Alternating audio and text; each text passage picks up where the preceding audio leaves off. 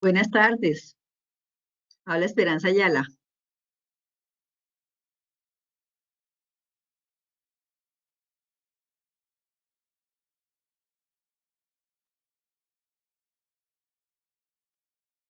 Buenas tardes. Jefe, buenas tardes. Recuerde que solamente la van a escuchar a usted a menos que le den la palabra. Entonces ya podría iniciar con su exposición.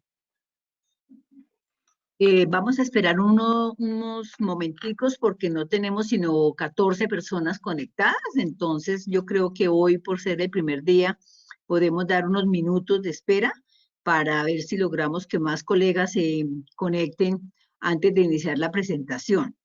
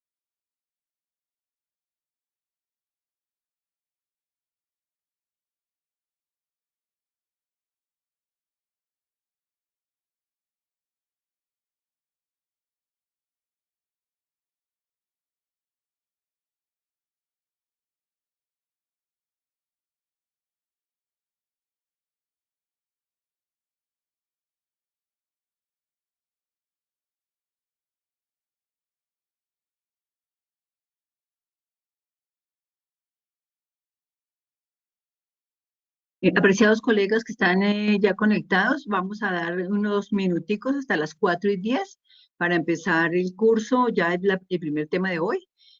Vamos a darle la oportunidad a los colegas que no han podido conectarse por ser el primer día, a ver si lo logran hacer en estos minutos. Entonces les pido a los que ya están conectados un poquito de paciencia para darle la oportunidad a los demás a que se conecten. Muchas gracias.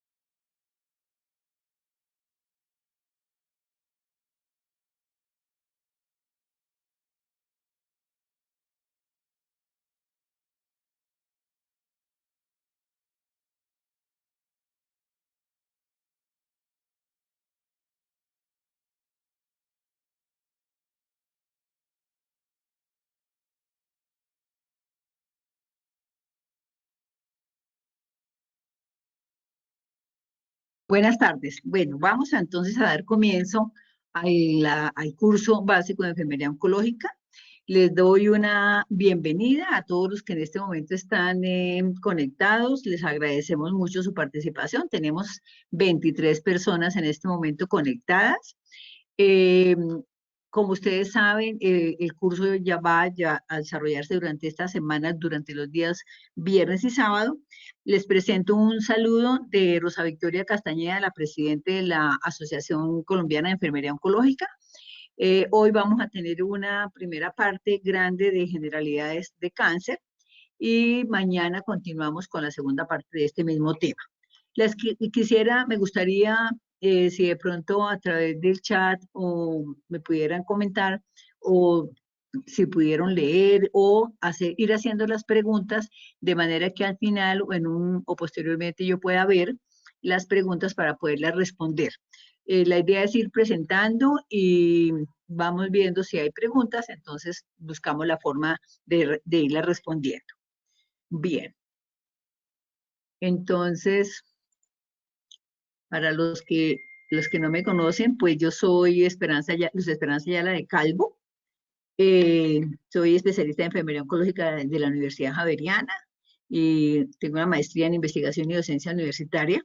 Mi trabajo en general fue en docencia en el área de oncología, con la creación del programa de especialización en enfermería oncológica y a través de la Asociación de Enfermería Oncológica con muchas actividades educativas en el país. Bien, entonces el contenido que vamos a ver ahora es el siguiente. Vamos a tratar de responder estas preguntas. ¿Qué es el cáncer? ¿Cuál es la incidencia y la mortalidad por cáncer? ¿Cuál es la etiología del cáncer? ¿Cómo se clasifica el cáncer? ¿Cuáles son los sistemas de estratificación del cáncer? ¿Cuáles son los factores de riesgo para cáncer? ¿Y cómo se diagnostica el cáncer? Ya mañana veremos otros contenidos también generales, pero estos son los puntos para el día de hoy. Esperemos entonces alcanzar a revisarlos y aclararles las inquietudes que ustedes puedan presentar. Bien, entonces, ¿qué es el cáncer? Hay muchos conceptos sobre el cáncer, pero la idea central es identificar que es un crecimiento tisular producido por la proliferación continua de células anormales con capacidad de invasión y destrucción de otros tejidos. El cáncer se puede originar en cualquier tipo de célula, en cualquier tipo de tejido corporal. Cuando hablamos de cáncer no nos referimos a una enfermedad única, sino a un conjunto que algunos autores dicen que son más de 200 tipos de cáncer, porque estas enfermedades se derivan o se clasifican en función del tejido y de las células de origen, donde se desarrolla el cáncer. Aquí vamos a ver un esquema en el cual vemos en la gráfica, la parte superior, que la división celular de una célula normalmente tiene varias etapas. Puede ocurrir que haya un daño celular que no se ha podido reparar, no se repara, y ese daño, esa célula que se ha dañado, generalmente tiene un proceso, digamos, de muerte, lo que llamamos la muerte celular o el suicidio celular o apoptosis. Tiene esas tres denominaciones. Cuando esto no ocurre, entonces esa división celular se vuelve desordenada, ¿sí? Empieza a haber una primera mutación y luego de las divisiones de esas células hay una segunda mutación, sigue habiendo mutaciones y a partir de la cuarta ya se puede hablar de un crecimiento sin control, que es lo que se llega a constituir un tumor. Eso es lo que nosotros llamamos una transformación neoplásica, ¿sí? Y es como una célula normal, porque pierde el control en la reparación y no se suicida, no se produce la muerte celular, entonces llega a producir un tumor. En esta otra parte de la gráfica vemos de otra manera cómo la célula normal se puede dividir y aquí ya tiene alguna primera mutación. Como no hay un control sobre esa mutación, sigue habiendo mutaciones y proliferaciones hasta que se produce una inestabilidad genómica y así se llega a las células neoplásicas a convertir en una masa tumoral. En esta otra gráfica, lo que vamos a ver, entonces, es cómo las células normales se pueden convertir en células cancerosas. Es otra forma de verlo. Entonces, lo que nosotros tenemos que tener en cuenta aquí es que las células, antes de que se formen las células cancerosas en los tejidos del cuerpo, pueden tener algunos cambios anormales, ¿sí? Y que se conocen esos cambios como hiperplasia y displasia. ¿Qué es lo que vemos en la hiperplasia? Un aumento del número de células en un órgano o un tejido, ¿sí? Esto se puede observar en el microscopio, que hay una diferencia con la parte normal, que empieza a haber una gran cantidad de células, ¿sí? Que pueden mantener inclusive la forma, pero aumenta el número. La displasia ya muestra en el microscopio cambios celulares degenerativos o patológicos. En este caso se habla de lesiones o de cambios precancerosos. En algunos casos puede ser que la hiperplasia o la displasia no se conviertan en cáncer, pero en muchos casos estos cambios celulares pueden seguir permanentemente hasta que se llegan a convertir en cáncer. Entonces, esa es otra forma de ver el proceso de transformación neoplásica. Aquí tenemos una explicación teórica que me parece muy interesante para compartirla con ustedes, y es cómo algunos de los autores explican cómo se produce el cáncer, y ellos hablan de un desbalance entre el control, digamos, de la división celular y la muerte celular. Lo que nos muestran aquí en la parte superior de la gráfica es que en general hay unos procesos, digamos, de división celular normal y hay un proceso de muerte celular o apoptosis normal. Cuando eso ocurre, entonces hay un equilibrio y se mantiene la homeostasis. Sí, ahí no hay problema. ¿Cuándo ocurre el cambio hacia el cáncer? Cuando se aumenta el proceso de división celular y se mantiene el proceso de muerte celular. Entonces, esa cantidad de células mayores que se han producido es lo que llegan a constituir un tumor. La otra explicación es lo contrario de esto, que la división celular se mantiene normal, el proceso, pero la apoptosis o muerte celular o suicidio celular está disminuida. Entonces, hay una gran cantidad de células sin ese control que llegan a producir esa masa tumoral o ese tumor. Bueno, aquí es otra parte muy importante para entender el cáncer y se refiere a cómo vive las células tumorales. Entonces, normalmente las células tumorales empiezan a obtener oxígeno de la sangre que circula dentro también con las células normales. Cuando empieza a haber un crecimiento mayor, ¿sí? Empiezan a necesitar más suministro de sangre, de oxígeno a ese tumor para crecer. Entonces se produce una formación de vasos sanguíneos nuevos, ¿sí? Que es lo que conocemos como angiogénesis, para poder darle esa alimentación, ese suministro que las células tumorales necesitan. Entonces eso generalmente se ve en muchos tumores que se necesitan las células para poder vivir. Voy a ver que hay una persona levantando la mano, entonces voy a mirar aquí cómo puedo mirar a ver cuál es la pregunta. Un segundo, por favor.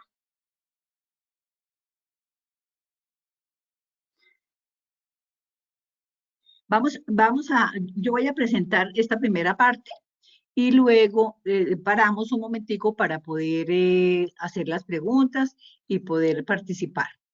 ¿Qué les parece? Bien. Aquí esta es otra parte importante desde el punto de vista del concepto del cáncer, y es que se habla muchas veces de manera indistinta con estos términos: tumor, neoplasia, neoplasma y cáncer. Resulta que hay que aclarar que todos estos hacen referencia a ese crecimiento descontrolado, a la multiplicación, a la transformación celular que se da, que mencionábamos antes. Un tumor corresponde a esto, pero un tumor puede ser benigno o maligno. Un tumor. Cualquier tumor puede ser benigno o maligno. Neoplasia. Neoplasia también hace referencia a un nuevo crecimiento de tejido, es igual, o sea, hace referencia al mismo concepto, pero muchas veces se ha utilizado el término de neoplasia para referirse específicamente a los tumores malignos. Es un error, pero digamos que se ha ido como volviendo costumbre, por esa razón a veces pues no se corrige y se usa de esa forma, de esa manera. Lo mismo sucede con neoplasma, pero tanto tumor, neoplasia como neoplasma son crecimientos descontrolados, ¿sí? De transformación celular, de esa multiplicación que se convierten en una masa, un tejido nuevo, y pueden ser benignos o malignos. Cuando nosotros nos referimos al cáncer, cáncer ya, esa palabra sí tiene ya una connotación de malignidad, de ser una masa maligna, una enfermedad maligna. Entonces, hablando de cáncer, es distinto. Por eso, muchas veces se usa que se refieren al tumor para evitar decir la palabra. Pero cuando nos referimos a cáncer, ya estamos hablando de una enfermedad maligna. En general, la asociación o la característica que señala que la enfermedad es maligna es cuando tiene el potencial de producir metástasis o diseminarse. Por eso, la diseminación es una característica del cáncer. No solamente que crezca a nivel local, afectando otros órganos del área donde inició el tumor canceroso, sino con la capacidad de ir o de formar otros tumores en otras partes del cuerpo. Aquí les voy a mostrar, entonces, también el concepto de lo que es la metástasis. Aquí vemos que una masa inicial, un tumor inicial, un cáncer primario, tiene el potencial de que sus células malignas se desplacen por el torrente sanguíneo o por el torrente del sistema linfático, o cualquiera de los dos. Sabemos que por estos dos sistemas, pues circula, vamos a decir, hay circulación de líquidos corporales y por ahí se pueden ir a otra parte y formar un tumor metastásico. Este ejemplo que vemos en esta diapositiva, tenemos un cáncer primario a nivel de colon y el desprendimiento de esas células por cualquiera de los sistemas que estábamos mencionando se puede ir y formar una metástasis en el hígado, que es un tumor nuevo, ¿sí? De estas células, o en el pulmón o en otras partes del cuerpo. Entonces, yo hasta ahí yo quisiera, entonces voy a mirar si es que hay algunas preguntas para poder ir aclarando. Entonces, yo quiero mirar a ver cómo no veo las manos levantadas para poder compartir con ustedes y darles la...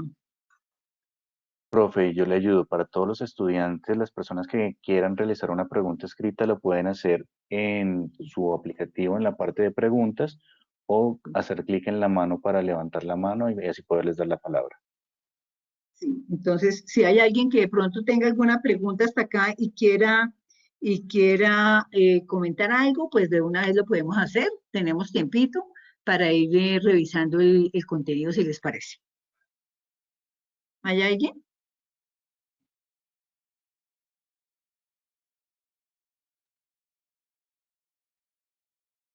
¿No? Bueno, no tenemos hasta el momento manos levantadas ni preguntas Bueno, escritas. pueden tenerlas entonces para que al final podamos aclarar las inquietudes que se vayan presentando. No hay ningún problema. Bueno, entonces vamos a seguir con la segunda pregunta, que nos referimos a cuál es la incidencia y la mortalidad por cáncer. En esta diapositiva, lo que quisiera mostrarles es la cantidad de casos nuevos que se presentan o se calcula que se presentaron en el 2018 a nivel global, a nivel mundial. Entonces, vemos que prácticamente la mitad de los nuevos casos se presentaron en Asia. El 48,4% se presentaron en Asia. Nosotros que estamos en las Américas, en las Américas se presentaron 3.792.000 casos nuevos, se calcula que se presentaron, que corresponde al 21% de los casos en el mundo. Y aquí se encuentran incluidos todos los casos de cáncer, tanto en mujeres como en hombres, todos los tipos de cáncer, incluyendo los cánceres de piel, que no sean tipo melanoma en todas las edades. Entonces es importante como para tener ese dato que es bastante relevante, por eso el cáncer es un problema a nivel mundial muy importante. Y en cuanto a la mortalidad, entonces aquí ya la mortalidad es casi del 50% en comparación con los nuevos casos. Tenemos que en las Américas corresponde al 14.4% el número de muertes que ocurrieron en el 2018 a nivel mundial, con 1.371.000 personas muertas por este tipo de enfermedad.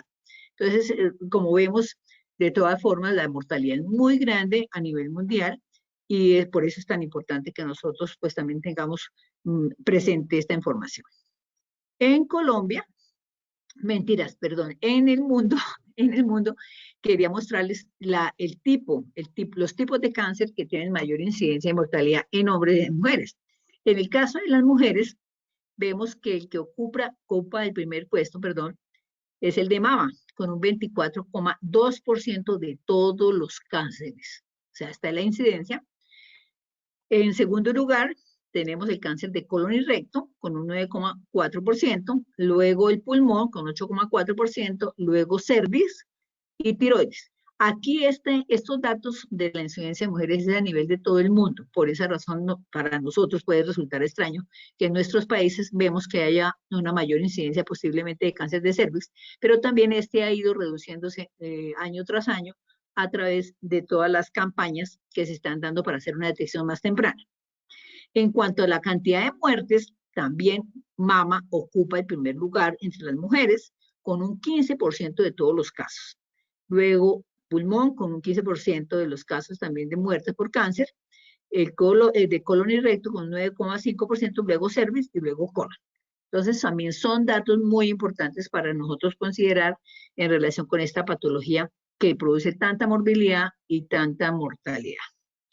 En los hombres, también a nivel global, vemos aquí que cambia y empieza, en primer lugar, en número de casos nuevos, está el de pulmón con el 14,5%. Luego tenemos el de próstata, luego colon y recto, estómago e hígado. Y en mortalidad también tenemos en primer lugar, pero ya mucho más alto el porcentaje de muertes en hombres con un 22,5%, hígado con un 10,2%, estómago con 9,5%, colon y recto con 9% y próstata 6,7%. Entonces, quería mostrarles estos tipos de cáncer como a nivel mundial tienen tanta importancia y tanto peso para la oncología. Entonces, se enfocan la mayoría de programas y atención y servicios en estos tipos de cánceres de mayor incidencia en cada uno de los países. Aquí sí les voy a mostrar un dato de Colombia. Esta es una información publicada en el 2018, pero hace referencia a los casos, a la mortalidad, perdón, presentada entre el 2005 y el 2014. Entonces, aquí ¿qué quiero señalar? Que en el número de muertes, ustedes si lo ven desde el 2005 hasta el 2014, se ha mantenido relativamente alto, altísimo, el número de muertes, el porcentaje de muertes por cáncer de próstata, con un 15,34, ¿sí? Que se ha mantenido y en el año 2014 entonces estuvo en el primer lugar. En segundo lugar se tiene el cáncer de órganos digestivos, ¿sí? Y peritoneo, excepto estómago y colon, o sea, los tienen separados con un 13,67. Luego tenemos, en tercer lugar, el cáncer de mama de la mujer, ¿sí? Que también sigue sobre 10, en general se ha mantenido siempre sobre 10, algunos años ha llegado casi a 12, y en el 2014 lo tenemos en 11,49. En cuarto lugar tenemos el cáncer de estómago, ¿sí? En hombres y mujeres, que se ha mantenido también bastante alto, y en quinto lugar tenemos el cáncer de tráquea, bronquios y pulmón. Entonces, estos son nuestros 5 primeros tipos de cáncer en Colombia, o han sido y se mantienen durante muchos años en esa tendencia. Es muy importante porque a pesar de todos los tipos de intervenciones, se mantiene muy alta la cantidad de personas que mueren por cáncer. Miren que el cáncer de cuello uterino ha ido bajando, precisamente a raíz de todas las campañas de detección temprana, de prevención y detección temprana, y en este momento pues lo tenemos en un promedio de 6 a 7, ¿sí? Es importante también ver cómo sí son útiles esas campañas en un momento dado. Aquí quiero mostrarles también una información sobre de la cuenta de alto costo que se ha sido publicada en el año 2020. Esta es muy reciente y nos habla de la incidencia, cuáles son los principales tipos de cáncer en los adultos en el 2017. Entonces aquí nos habla del cáncer de mama, esto es en adultos, tanto hombres como mujeres, pero pues aquí hacemos referencia a que la mayoría es en cáncer de mujeres, esto es 29,3 por 100.000 mujeres. Luego el cáncer de cuello uterino, también en 7,1 por 100.000 mujeres. Luego el cáncer de colon y recto, tanto en hombres como en mujeres, ¿sí? Ah, no, mentira, aquí están haciendo referencia exclusivamente que en hombres. Y en el del cáncer de estómago sí hace referencia a hombres y mujeres, por 4,3 por 100.000 habitantes. Y el de próstata, exclusivamente no. Importante el caso aquí para señalar es el total de casos presentados en este año, en el 2017, 275.348 casos, ¿sí?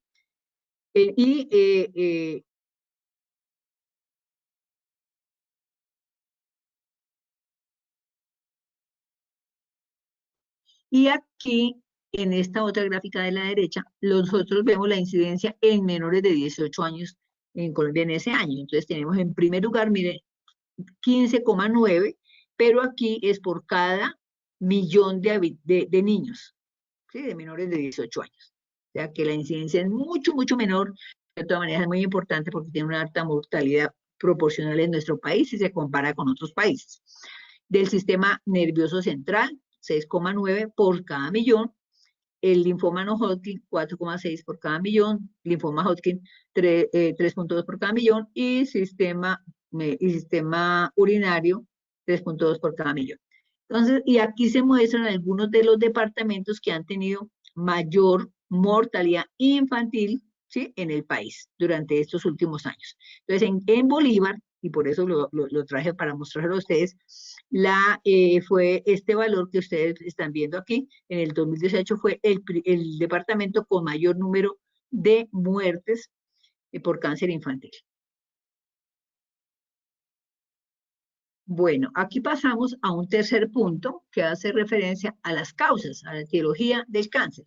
Entonces, en esta parte, pues hay muchas, digamos, también teorías, se ha discutido mucho, pero en general hay un acuerdo en que el cáncer se produce por mutaciones genéticas, ¿sí? Y esas mutaciones genéticas pueden ser heredadas, ¿sí? Pueden ser inducidas por factores ambientales, o pueden ser producidas por errores aleatorios que se dan en la replicación del ADN. Entonces, estas son como las teorías, digamos, más relevantes en relación a la explicación del origen del cáncer, pero todas hacen referencia a mutaciones genéticas. Bueno. ¿Cómo se clasifica el cáncer? Entonces, nosotros hablamos de distintos tipos de cáncer y lo que sí debemos tener en mente es que se clasifica dependiendo del sitio primario donde se originó o de acuerdo al tipo histológico o del tejido donde se originó. Entonces, hablamos de carcinomas, ¿sí? Cuando el origen se da en células epiteliales, en tejidos que revisten o cubren órganos y las glándulas y otras estructuras, como ocurre a nivel de la piel, pulmón, colon, próstata, páncreas, mama, estómago. Y estos más o menos corresponden al 80% de todos los tipos de cáncer, de todos los tipos de neoplasias malignas. Los sarcomas, entonces, tienen su origen en tejido conectivo o conjuntivo o de sostén, como lo queramos llamar, que se les da diferente denominación, pero es lo mismo, como los huesos, cartílago, tejido graso, músculo y vasos sanguíneos. Los más comunes de los sarcomas son los sarcomas óseos, que también son muy agresivos. ¿Sí? Son cánceres que, digamos, que se forman en este tipo de tejidos. Bien. Otros tipos de cánceres, digamos que los anteriores podríamos hablar de cánceres de tipo sólido, ¿sí? De tipo sólido. Y eso hablamos más como hematopoyético, sistema linfo hematopoyético. Y son los que se derivan, en este caso, de las leucemias de la médula ósea, ¿sí? Que es el tejido formador de células sanguíneas, que entonces pueden ser desde los glóbulos blancos, de los glóbulos rojos, de las plaquetas, el mieloma, que se origina en las células del plasma de la médula, o sea, los linfomas, que se origina en el tejido linfático, como su nombre lo dice, o sea, de los ganglios y de los órganos linfáticos. Y pueden afectar ganglios en sitios específicos. Entonces uno habla, por ejemplo, de un linfoma gástrico cuando hay el compromiso de los ganglios que rodean el estómago, ¿sí? O un linfoma cerebral o un linfoma intestinal. Entonces, dependiendo de la región ganglionar, ¿sí? Que afecten, se le da una u otra denominación. Bueno, yo no sé si hasta aquí hubiese alguna inquietud, me gustaría como ver de si las personas que están escuchando quisieran hacer alguna pregunta hasta acá, damos un respirito para que lo piensen, o si tienen preguntas escritas ya.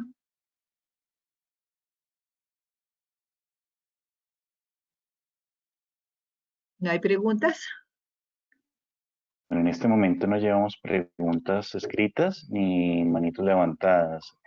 Bueno, Está disponible de todos modos en cualquier momento para que puedan ir escribiendo las preguntas en la parte que dice preguntas, le despliegan y ahí pueden escribir. bueno, muy bien. Entonces vamos siguiendo, continuamos con este tema para ver si al final tenemos el bombardeo de preguntas. Bueno, ¿cómo se clasifica o cuáles son los sistemas de estadificación o clasificación del cáncer?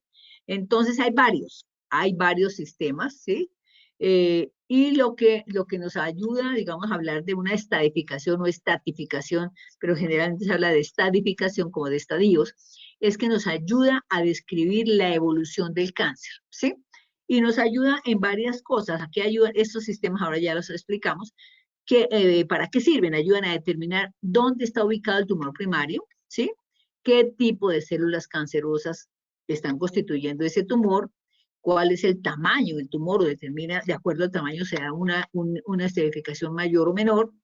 Si hay o no propagación a ganglios linfáticos cercanos, o si hay metástasis o diseminación a distancia a unos ganglios en otro sitio o a otros órganos. El grado del tumor habla de qué tan parecidas son las células cancerosas a las células normales. Entonces, de mayor grado son más diferentes y de menor grado son más parecidas. De mayor grado generalmente son más agresivas en generar estos tumores. Entonces, tenemos estos sistemas que les estoy mencionando aquí en la parte izquierda de la diapositiva.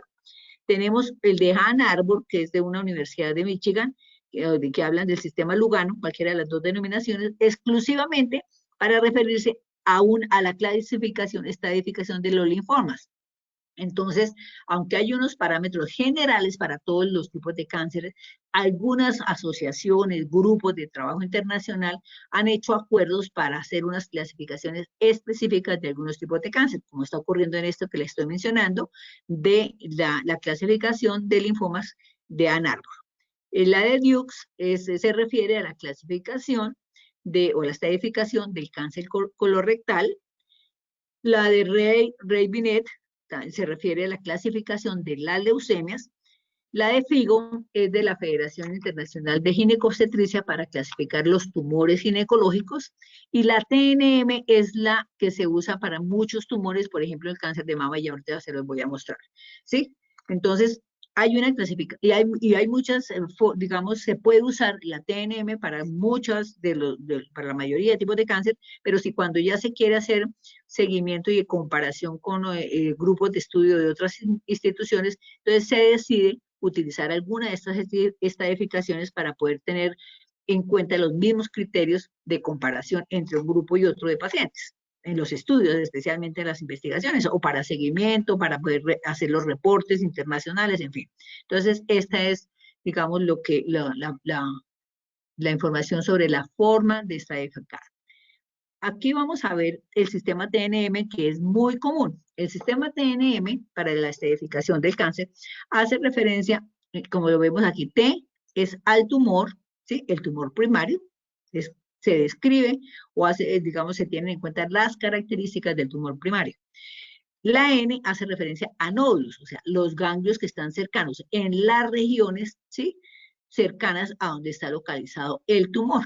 Entonces aquí a eso se está refiriendo. Si vemos el sistema linfático, pues entonces dependiendo de donde esté la masa, el tumor primario localizado, cuáles son los ganglios de las regiones cercanas que pudieran estar comprometidos. Y las metástasis, la M, ¿sí? Entonces se refiere a ya lo que nosotros estábamos hablando de la diseminación a partes distantes del lugar de origen del tumor inicial.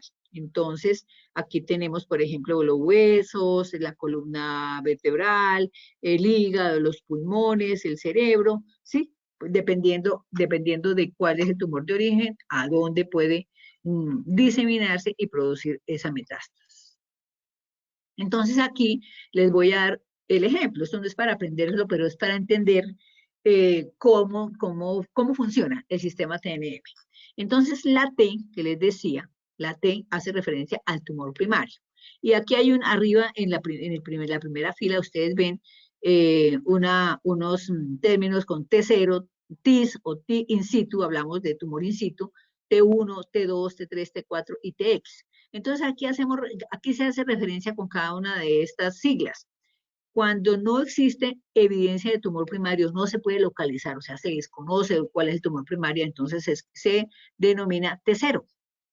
Cuando el tumor o las células identificadas solamente han crecido en la capa más superficial de ese tumor, se habla de un tumor in situ, ¿sí? Que no ha crecido, no ha comprometido distintas capas de un tejido, entonces se habla de tumor in situ, o TIS. El T1, T2, T3 y T4, ya cada clasificación tiene digamos, unos criterios de tamaño, porque obviamente no es lo mismo clasificar, por ejemplo, un tamaño de un tumor intraocular a un tamaño de un tumor mamario.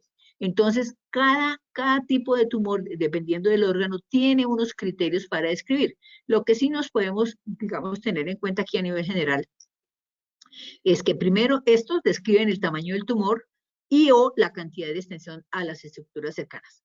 Cuanto mayor sea el número T, pues más grande es el tumor, o cuanto más grande es el tumor, mayor es el número T, ¿sí? Eso es lo que hay que, digamos, que tener en cuenta para entender el uso de la T, ¿sí? Y lo mismo aquí, pues se tiene en cuenta cuánto más ha invadido a los tejidos cercanos. O sea, el tamaño, un T4 es un tumor muy grande dependiendo de qué órgano nos estemos refiriendo. Y en TX es cuando no se puede medir un tumor por muchas razones. Por ejemplo, cuando se ha hecho una cirugía que no sabían que era un tumor y entonces se desconoce cuál fue el tamaño, entonces se clasifica como TX. Y todo eso entra como parte de los criterios de clasificación o ya de la estadificación.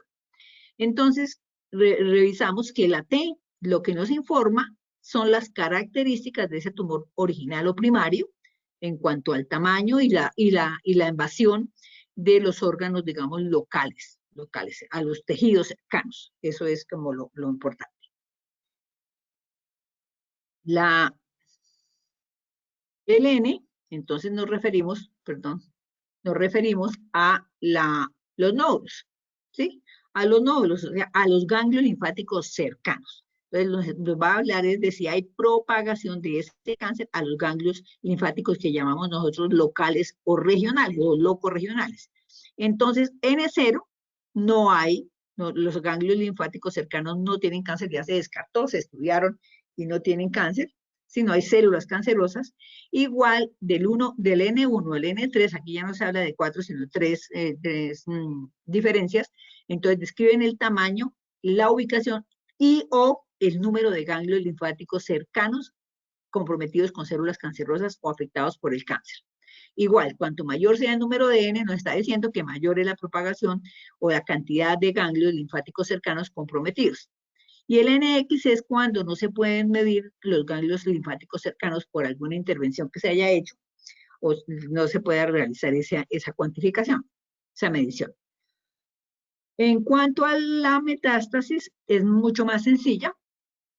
Tenemos, entonces, esta se refiere, como ya lo hemos mencionado, a la propagación o diseminación de células tumorales, ¿sí? De tumor primario a órganos distantes o a otras partes del cuerpo. Entonces, en M0 significa que no se encontró propagación distante del cáncer a través de todos los exámenes que se realizan, pues, digamos, no se logró identificar que hubiera ningún órgano comprometido. Todo esto cambia la perspectiva del tratamiento del paciente. ¿Sí? Si no hay metástasis es diferente, aquí sí las hay. En M1 significa que el cáncer se ha propagado a órganos o tejidos distantes, ¿sí? Se detectaron, pero no hay, digamos, se reconocen que hay un número de metástasis en otras partes. Y MX es cuando se sospecha, ¿sí?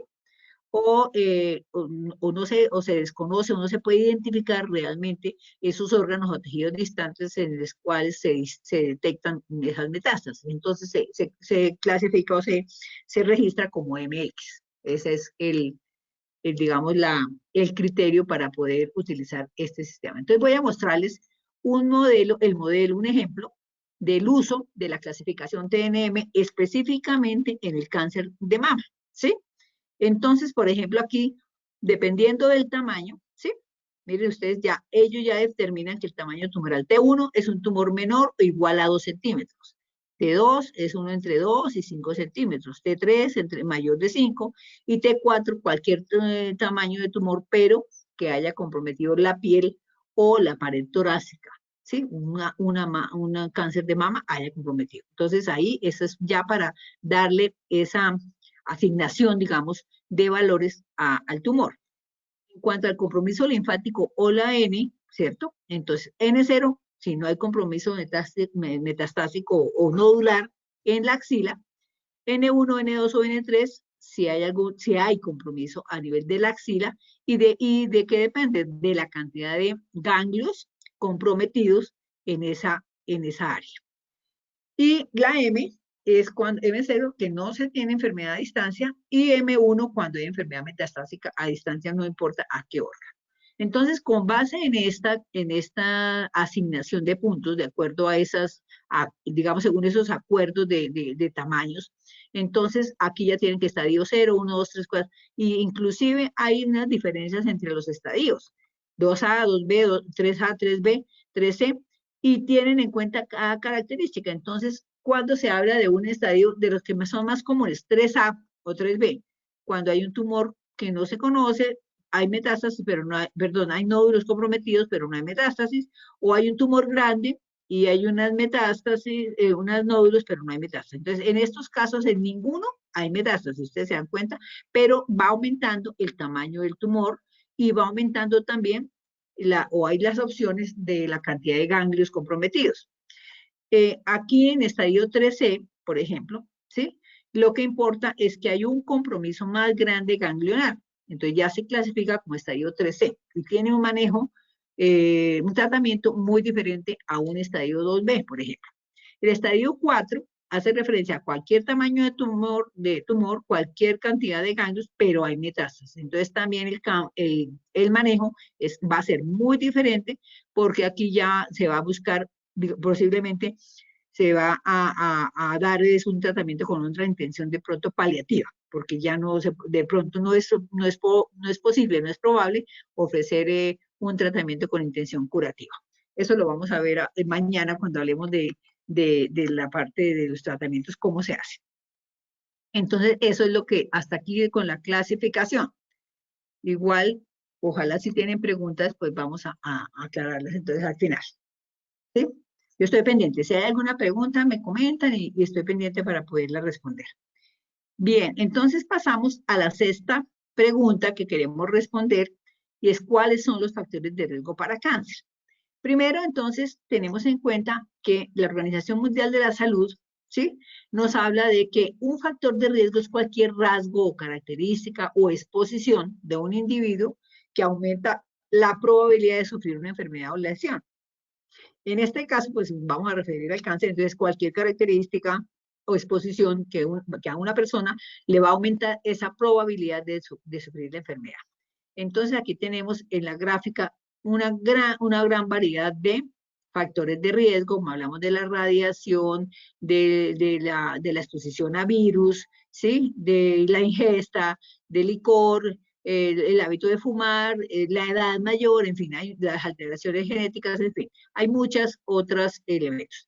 Lo que es importante también tener en cuenta aquí es que los distintos tipos de cáncer tienen diferentes factores de riesgo, ¿sí? Inclusive, por ejemplo, en un cáncer de pulmón, puede haber para un tipo de cáncer de pulmón, el cigarrillo es un factor de riesgo, pero para otro, digamos, no está tan presente, ¿sí?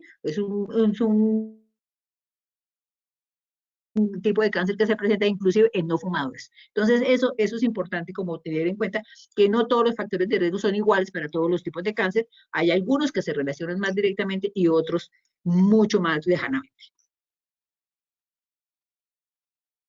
¿Qué pasa cuando hablamos de factores de riesgo? Nosotros hablamos de factores de riesgo y entonces pues, sabemos que tienen una influencia en el desarrollo del cáncer, ¿sí?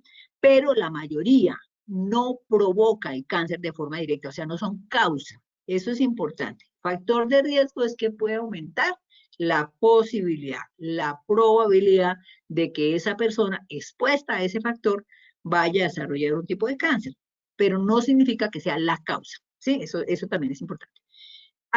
También es importante que muchas personas con varios factores de riesgo nunca desarrollan el cáncer. Entonces dicen, pero ¿cómo esa señora que era fumadora, que hacía, que no sé qué, nunca tuvo cáncer? Y este otro que nunca fumó, que tal cosa, sí tuvo cáncer. Entonces, eso es lo que hay que mirar acá. No todo, digamos, no es tan fácil decir que se tenga un factor de riesgo y se presenta un tipo de cáncer por esa razón, porque hay personas que no tienen ningún factor de riesgo de los conocidos y presentan cáncer. ¿Sí? Entonces es muy incierto, precisamente por eso, pero tener en cuenta que la mayoría de los factores no provocan cáncer directamente, sino que se relacionan, se asocian o aumentan la probabilidad, pero no son causa. Bien, aquí, ¿cuáles son los factores de riesgo conocidos o reconocidos o identificados con el cáncer o relacionados con el cáncer? Se clasifican en varios grupos. Los relacionados con la conducta, ¿sí? Los relacionados con la conducta, entonces, se refieren a aquellos que nosotros hacemos, lo que hacemos, o la gente, las personas hacen. Fumar, tomar alcohol, beber, usar cámaras de bronceado, comer alimentos poco saludables, no estar en exceso de peso o obesidad, o no hacer ejercicio suficiente. Entonces, esos son factores que dependen de lo que nosotros hagamos o dejemos de hacer. Hay otros factores que se clasifican como ambientales, que son los que se refieren al entorno donde nosotros vivimos. Entonces, por ejemplo, el exceso de radiación ultravioleta. En Bogotá, por ejemplo, nosotros tenemos mayor exposición a radiación ultravioleta por mayor altura. En Cartagena hay la radiación y la gente pues sale a la playa, se expone todo eso, pero igual esa radiación pues va sumando. Pero digamos que puede tener un menor o un efecto distinto a las personas ajenas que a las personas que se exponen aquí al sol, en Bogotá. La exposición pasiva al humo del tabaco también. Nosotros vivimos en un ambiente contaminado, no solamente por el tabaco o por el cigarrillo, sino también por contaminación, por las fábricas, por quemas, por muchas otras circunstancias que hacen que, que se esté el ambiente contaminado, el uso de pesticidas y otras toxinas. Entonces, todos esos son factores reconocidos como que pueden estar en el ambiente y se relacionan con la producción de cáncer. Los biológicos ya hacen referencia a cualidades o características individuales como el sexo, la raza o grupo étnico, la edad y el color de la piel. Entonces, hay algunos tipos de cáncer, por ejemplo, el cáncer de próstata que se presenta con mayor frecuencia en raza negra, ¿sí? Cáncer de piel se presenta con mayor frecuencia en personas de piel blanca y de ojos azules, por ejemplo. Entonces se presenta más los tipos de cáncer de piel en general. Y algunos, dependiendo de la edad, a mayor edad se tiene más posibilidad de presentar algunos tipos de cáncer. Los hereditarios se relacionan con las mutaciones génicas específicas que se heredan de los padres, ¿sí? Y al heredar esas mutaciones génicas, hay una mayor probabilidad de sufrir un cáncer. Entonces, tenemos ejemplos como el cáncer de colon, por ejemplo, ¿sí? Que el cáncer de colon, hay ciertas alteraciones o mutaciones génicas que si se tienen en los hijos, y el papá ha tenido cáncer de colon, es muy probable que ese hijo vaya a desarrollar un cáncer similar. En los cánceres, por ejemplo, de mama, ¿sí? Tenemos que hay unos genes específicos presentes en los padres y si están presentes en las hijas con muchísima probabilidad se va a presentar ese, ese tipo de cáncer. Bueno,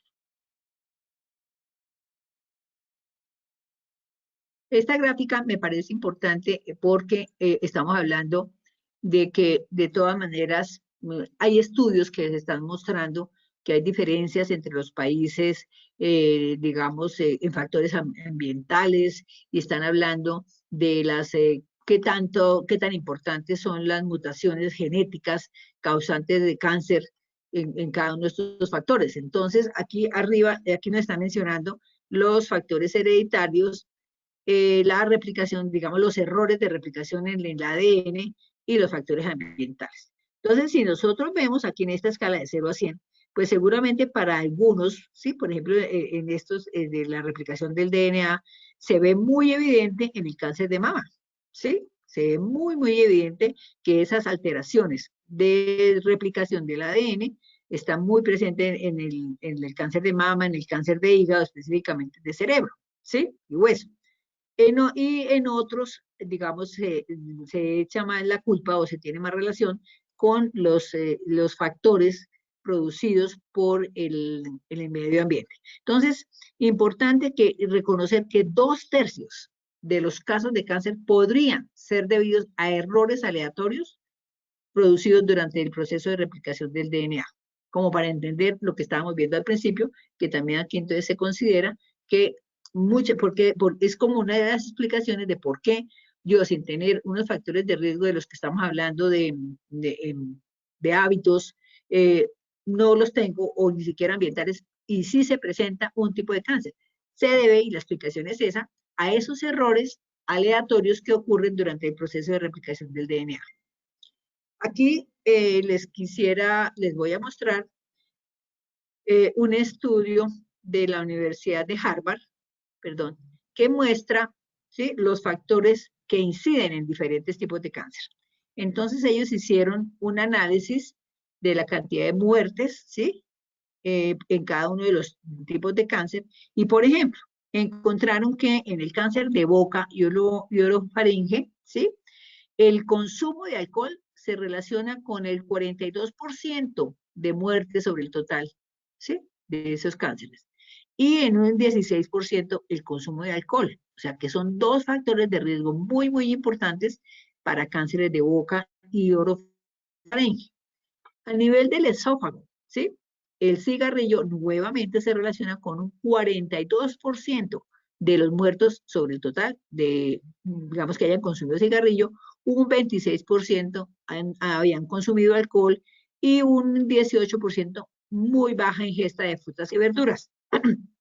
Ya en el cáncer de estómago, entonces nos muestran un 18% por baja ingesta de frutas y verduras y un 13% por cigarrillo, y así para cada uno nos están mostrando diferentes factores. Perdón. Y aquí quería mostrarles en los cánceres de tráquea, bronquios y pulmón, hay, miren, hasta un 70% de los pacientes que presentaron cánceres en estos órganos habían fumado cigarrillo. Entonces es muy importante. Y en el cáncer de cuello uterino, miren ustedes este factor de riesgo tan importante, y es que en el 100% de los casos, ¿sí?, se encontró que había conductas de sexo no seguro. Entonces, lo que nos están diciendo es, oiga, pongámosle cuidado cuáles son los factores de riesgo, cómo nos protegemos. Perdón, en el cáncer de endometrio del cuerpo uterino se asoció en un 40% con sobrepeso y obesidad. ¿sí? En el cáncer de vejiga, en un 28% con cigarrillo. Entonces, aquí estamos viendo en el cuadro de la derecha cómo el cigarrillo es uno de los principales factores de riesgo para diferentes tipos de cáncer. El consumo de alcohol se relaciona con diferentes tipos de cáncer, la baja ingesta de frutas y verduras, el sobrepeso y la obesidad y el sexo no seguro. Bueno, esos son factores de riesgo que en esos estudios nos muestran la importancia de estas situaciones para ver cómo se pudiera cambiar. Y muchos de estos, todos estos tienen que ver con qué? Con el comportamiento. O sea, son derivados del comportamiento de la persona. Bien, aquí entonces hay una clasificación de los factores de riesgo, ¿sí? En dos grandes grupos. Unos que son los evitables, o sea, que se relacionan con lo que nosotros hacemos o con la conducta, y algunos ambientales, por reducción de la exposición a esos factores de riesgo ambientales. Y los inevitables, o sea, que nosotros no podemos modificar, pero que tenemos que reconocerlos, son los factores de riesgo biológicos y los hereditarios. Entonces, ¿para qué nos sirve conocer los factores de riesgo? Si nosotros sabemos que tenemos, o nos identificamos que tenemos factores de riesgo relacionados con estos dos aspectos, o son evitables, pues lo que podemos hacer es intervenir sobre esos factores, cambiarlos o evitarlos, ¿sí? Cambiar el estilo de vida. Entonces, si nosotros, digamos, nos identifican que estamos con sobrepeso, pues tendremos que mirar qué cambios en la alimentación tendremos que hacer para reducir de peso. Si nos identificamos que nos falta hacer ejercicio, cómo podemos incrementar la actividad física para mejorar ese tipo de situación. En los biológicos y hereditarios, pues lo que nosotros podemos hacer o lo que se hace, digamos, la utilidad que tiene conocerlos, es que se informan al médico y en muchos casos se puede someter a pruebas de detección cuando sea necesario. Si nosotros tenemos, digamos, se identifica que en una familia hay un gen específico, se ha identificado un tipo de cáncer específico que ha sido repetitivo y que varios familiares presentan ese tipo de cáncer, es muy importante poderlo mencionar al médico para que determine si se requiere hacer algunas pruebas de detección, aunque no haya ninguna sintomatología. Eso es muy importante para ayudar a hacer una detección mucho más temprana de algunos tipos de cáncer. Entonces, ¿qué hacemos cuando cuando la persona tiene síntomas o sospecha que tiene cáncer? ¿Sí? Lo primero es acudir a un servicio médico, obviamente, ojalá especializado. El médico tendrá que hacer una historia clínica detallada y va a explorar toda la información a nivel familiar y personal. ¿Por qué? Porque veíamos hay muchas, digamos que la herencia o la presencia de un tipo de cáncer en la familia puede poner en alerta al médico para identificar otros tipos de cáncer, ¿sí? Entonces, por ejemplo, cuando ha habido tipo de cáncer de endometrio, también se tiene que explorar sobre el cáncer de mama o viceversa. Si ha habido en la familia cáncer de mama, también a veces puede haber alguna asociación con otros tipos de cáncer. Entonces, para eso también sirve. Adicionalmente, se tiene que hacer una valoración de signos y síntomas muy completa, qué es lo que está presentando la persona, cuáles han sido las dificultades, cuáles han sido los problemas, e indagar, y de todo eso después orientar un examen físico detallado y completo, ¿sí? Con estos dos elementos iniciales de la historia clínica, valoración de esos síntomas y el examen físico detallado, se va a decidir unos exámenes de diagnóstico, que hay unos que son generales y otros específicos, y ahora veríamos para qué se utilizan los unos y los otros. Sí, pero esto es lo primero, digamos, que tocaría hacer una valoración. Una recomendación que nosotros como profesionales de enfermería debemos tener siempre, no es que seamos alarmistas, pero es mejor uno pecar, en este caso, un poquito por exceso, de que se haga una valoración y ya se descarta, que quedarse uno esperando y esperando y esperando que avance la situación con remedios de pronto caseros o con manejos de pronto que son inadecuados para poder solucionar a tiempo realmente el problema. Bueno, aquí pasamos a la última pregunta, es ¿cómo se diagnostica el cáncer? Entonces, en esta parte tenemos como tres elementos fundamentales, tres elementos. Entonces, se requieren hacer pruebas de laboratorio, se requieren hacer exámenes de imagen y se requieren hacer, y la biopsia. Y ahorita vamos a ver la importancia de cada uno de esos. Pero generalmente se utilizan en combinación, o unos primeros que otros, y se va avanzando en el uso del uno o del otro, dependiendo de los hallazgos que se vaya presentando en cada uno. Entonces, aquí, por ejemplo, de las pruebas de laboratorio, ¿qué tenemos? Se pueden pedir exámenes de sangre, de orina y de cualquier otro fluido o tejidos. Se pueden hacer otros estudios.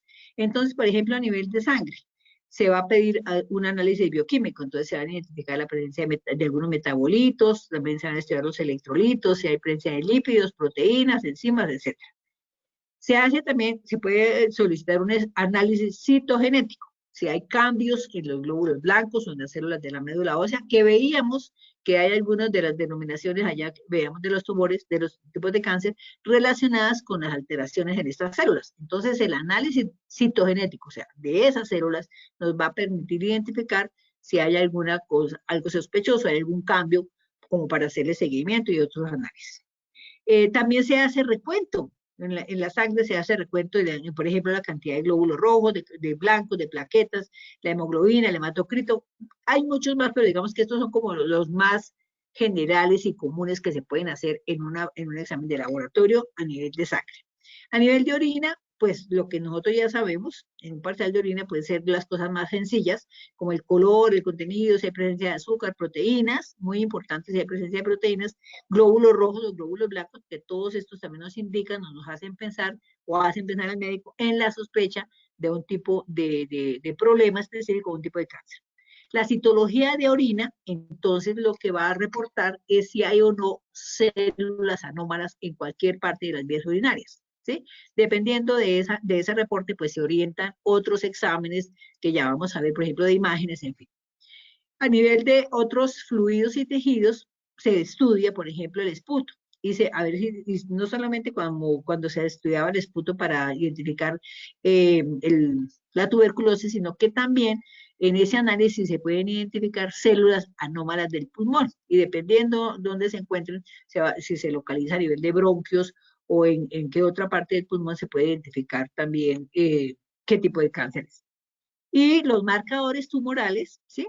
Que lo que nos van a mostrar es una concentración de proteínas que son específicas con unos genes y se hace también, o se puede hacer un análisis de ADN. Entonces, todos estos diferentes, digamos, sustancias pueden ser consideradas marcadores tumorales. Ya las vamos a ver en un momentico a qué nos referimos. Bien, entonces, aquí repasando de esos exámenes, por ejemplo, ¿por qué hablamos de los exámenes de sangre y eso? ¿Por qué razón? Sí, pues ya estamos hablando en el diagnóstico. Porque cuando hay una célula inmadura, las células inmaduras se pueden transformar en todos los tipos de células sanguíneas, ¿sí? Como eh, glóbulos blancos, glóbulos rojos y en plaquetas, ¿sí? Cualquiera de esas. Las células madre, ¿sí? Sanguíneas o hematopoyéticas, que se encuentran en la sangre periférica y en las médula ósea. También se le llaman a estas la célula madre sanguínea, ¿sí? Esa es una célula que se puede dividir en cualquiera de estas dos, ¿sí?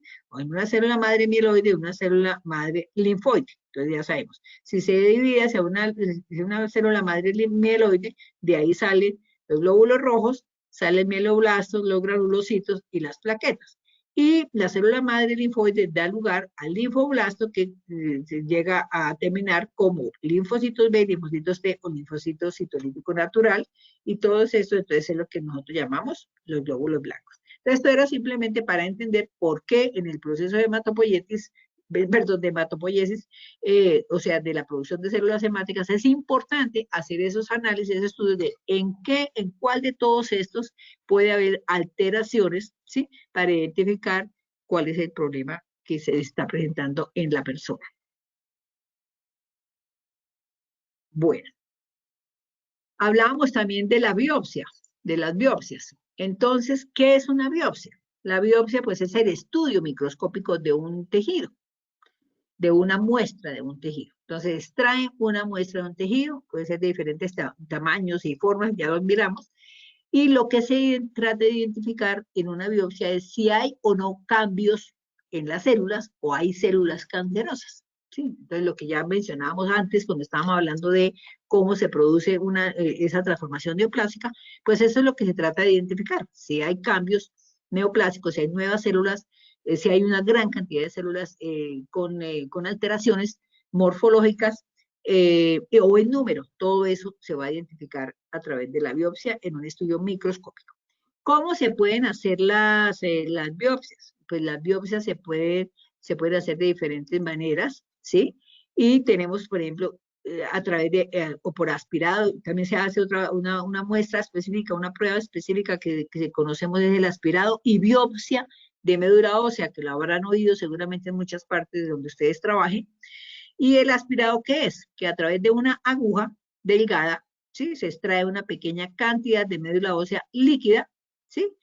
Por lo general del hueso de las caderas o de la, digamos, en la pelvis, ¿sí? Entonces, ese es el aspirado. Y la biopsia es que se extrae una pequeña muestra de tejido óseo y de la médula. Entonces, a veces se hacen las dos combinadas. Una biopsia endoscópica es la que a través de un endoscopio, que es una sonda, digamos, con una cámara, ¿cierto? Se hace la ecografía y tiene una aguja de biopsia, ¿sí? Que se pasa, la sonda se pasa a través de la boca o el recto o las vías urinarias o a través de una pequeña incisión en la piel, ¿sí? En ese caso, por ejemplo, una cistoscopia, colonoscopia, broncoscopia, para tomar la muestra a través de esto. O sea, se pasa un endoscopio y a través del endoscopio se localiza la masa o el área sospechosa o la lesión y se toma una muestra de ese tejido. Entonces hay diferentes formas de hacer las biopsias, ¿sí? Se hace aspiración con aguja fina, entonces se inserta una aguja larga, fina en la zona sospechosa, se utiliza una jeringa, aquí lo vemos en la imagen, para extraer líquido y células para hacer el análisis. Y aquí está orientado con una ecografía, esto es a nivel de tiroides.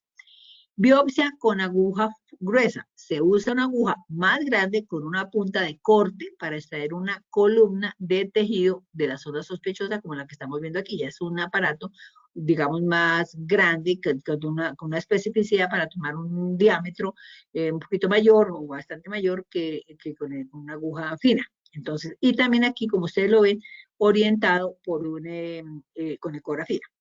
La biopsia asistida por vacío. Entonces es que se tiene un dispositivo de succión que aumenta la cantidad de líquido y de células que se extraen a través de la aguja. Entonces, ¿esto qué hace? Que ayuda a que no sea sino a través de una sola punción obtener una gran cantidad de la muestra que se requiere. Entonces, estos son este tipo de aparatos que se utilizan. La biopsia guiada por imágenes es simplemente cuando se refiere a que esa biopsia se va a ser orientada, por ejemplo, por una ecografía.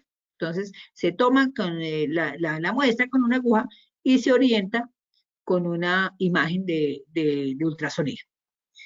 Esto, digamos, en referencia a las biopsias. En cuanto a los marcadores tumorales, entonces aquí tenemos, ¿sí? Que en general, digamos, ¿a qué nos referimos cuando hablamos de marcadores tumorales? Nos referimos a que hay una sustancia en las células cancerosas o puede estar presente en otro tipo de células del cuerpo, ¿sí? Están presentes una sustancia o que se produce esa sustancia en respuesta a la aparición de un cáncer, ¿sí? O a algunas afecciones benignas, no cancerosas. Significa que hablar de marcadores tumorales no siempre nos estamos refiriendo a digamos, a una condición maligna. Eso es muy, muy importante. Pero ofrece información sobre el cáncer. Entonces, sí nos va a decir, dependiendo de la cantidad, del número, del tipo de células que se encuentran o la cantidad de tejido, digamos que se identifique a través de uno de los exámenes que se va a hacer para obtener estas muestras. Entonces, nos va a hablar del grado de malignidad, ¿sí? Nos va a indicar si es, pues, de acuerdo a ese resultado, indica o le indica al médico, al equipo médico, si es posible usar una terapia dirigida o si ese cáncer va a responder o no al tratamiento. O sea, dependiendo del tipo de marcador tumoral que esté presente o la cantidad que tenga en un momento dado la persona, ¿sí? De ese marcador específico, da esa posibilidad de análisis. Entonces, para eso es que son muy importantes los marcadores tumorales. Me están informando que hay una mano levantada. Hay que hacer, le damos la oportunidad de hacer la pregunta. Bueno, hasta hace un segundito teníamos una mano levantada, pero creo que ya bajó de nuevo. ¿Sí? No sé si quieren volver a intentar levantar la mano en este momento.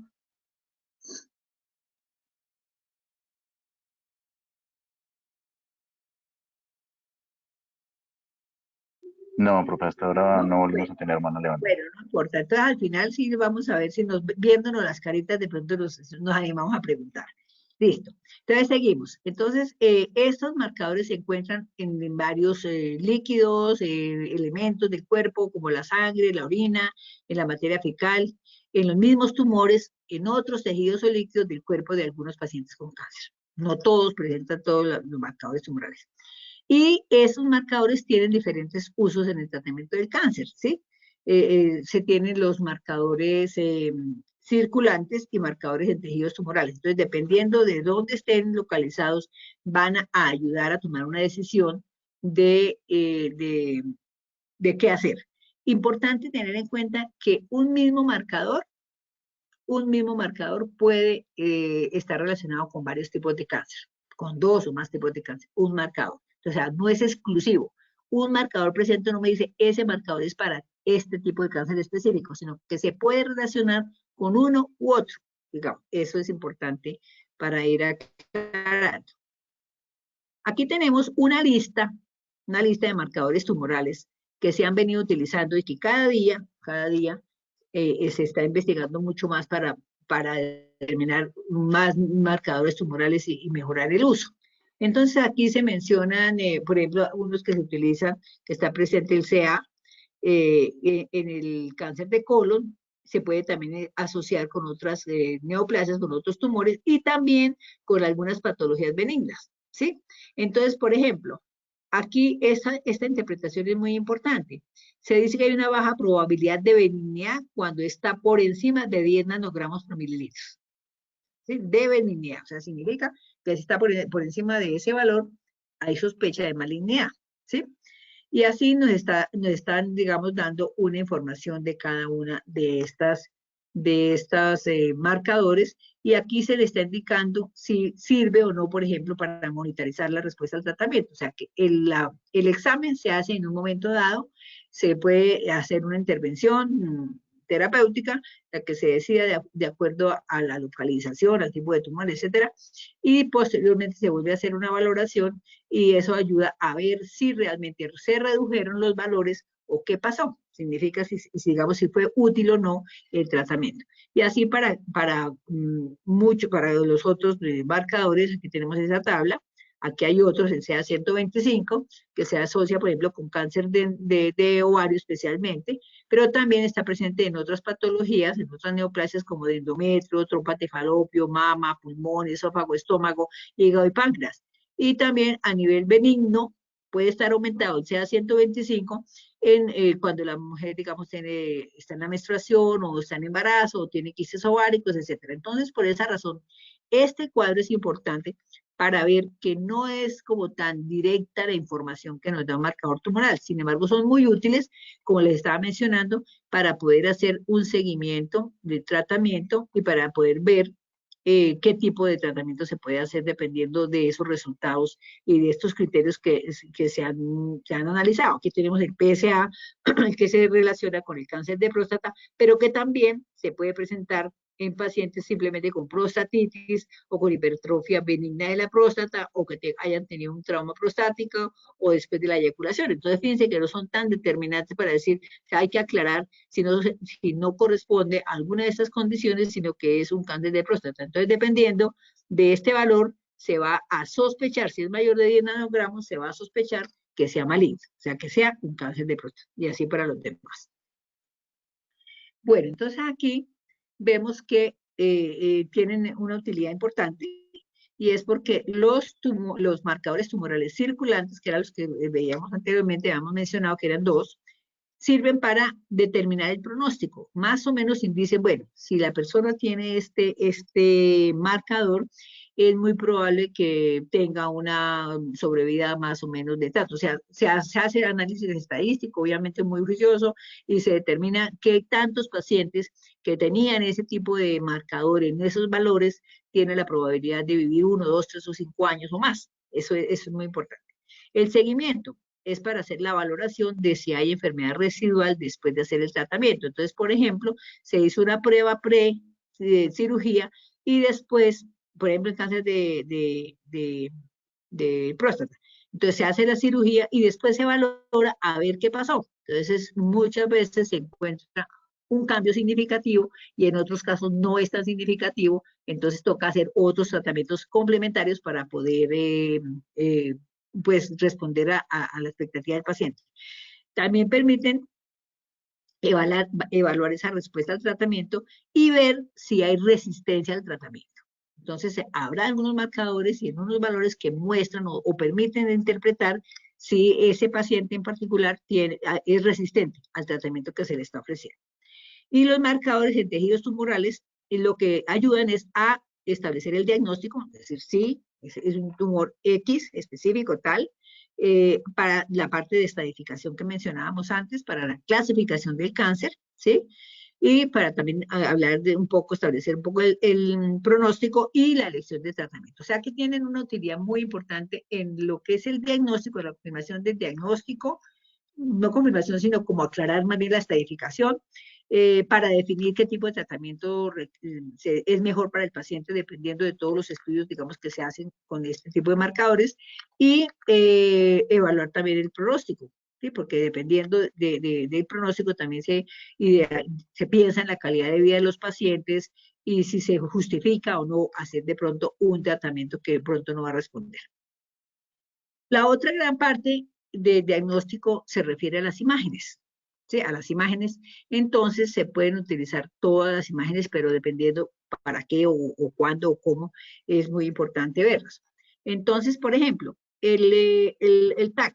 El TAC pues, lo que es un escáner de rayos X que tiene un computador y nos muestra le muestra a los médicos imágenes en tercera dimensión, ¿sí? Ese es el TAC. Entonces, ayuda a ver la forma, el tamaño, la localización de las masas tumorales específicas. Pero, y el PET, que es por emisión de una tomografía por emisión de positrones, entonces lo que va a utilizar es una inyección de radiosondas, pero más o menos, digamos, tiene el mismo principio del TAC, ¿sí? Sino que lo que se va a inyectar son radiosondas, o sea, es un elemento que se tiene para poder observar mucho mejor y más nítido. Son detectores, digamos, son detectores múltiples que graban esas emisiones de energía provenientes de las radiosondas y esas radiosondas son moléculas unidas o marcadas como con una pequeña material radioactivo, ¿sí? Y que al pasar ese tipo de tag específicamente las detecta. Entonces, dependiendo de donde estén localizadas, las radiosondas lo que hacen es que se acumulan en los tumores o se acumulan en regiones que tienen inflamación. Entonces, tampoco es que sea tan, digamos, tan directo como que cualquier localización ya nos diga que es masa tumoral. Se ve y obviamente el radiólogo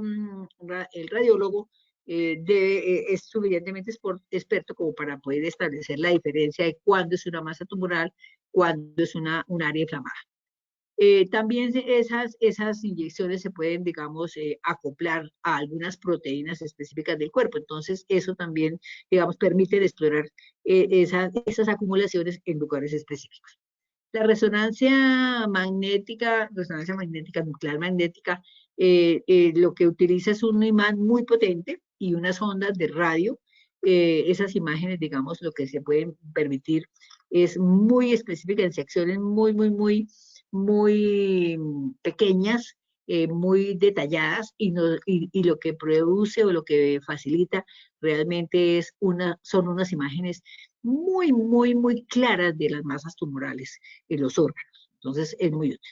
La gammagrafía es lo que nosotros llamamos también la medicina nuclear, ¿sí?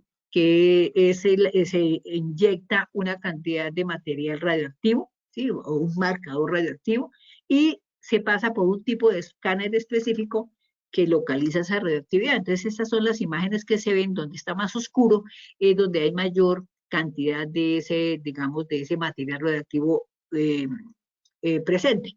Dependiendo de las formas, de las diferencias bilaterales del cuerpo y todo, el médico, de medicina nuclear va a determinar y va a explicar de qué tipo de problema específico se trata.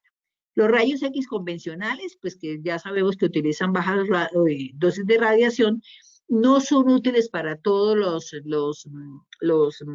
para examinar todos los órganos, pero sí tienen unas utilidades específicas para ciertos órganos. Entonces también es importante que muchas veces se pretende hacer desde el principio de pronto una resonancia, cuando a veces una radiología de pronto puede ser importante para aclarar. En muchos casos, por ejemplo, de tumores pulmonares a nivel pulmonar, se detectan en una radiografía de tórax simple.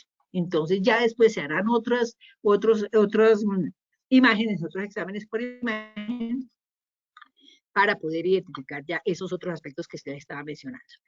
También tenemos el ultrasonido o ecografía, que usa ondas de sonido de alta energía, que ustedes saben que no son rayos, no son radiactivas, y que tienen una utilidad muy amplia, cada día mayor, en muchos órganos. De hecho, por ejemplo, en el cáncer de mama, en personas jóvenes, en algunos casos específicos, inclusive después de una mamografía, cuando hay algunas sospechas, pues cuando hay mucho tejido graso en la mama, entonces se recomienda utilizar una ecografía mamaria y eso ayuda a complementar la información para detectar.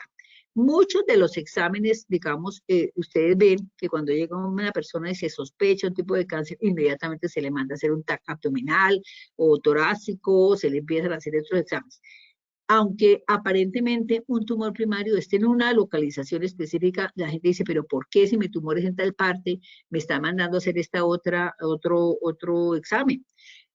Estas imágenes fundamentalmente ayudan, especialmente en oncología, a determinar la extensión de la enfermedad.